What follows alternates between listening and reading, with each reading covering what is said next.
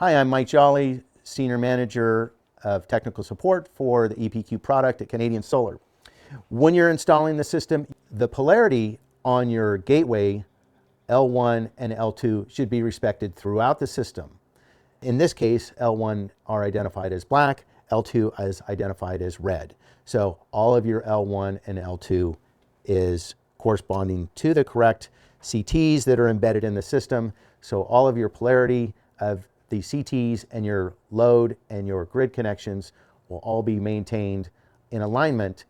And if they're not done correctly, you may have problems where it does not read the power correctly, and you may end up exporting power when you don't want to, or importing power when you don't want to, because the system is not getting correct power readings.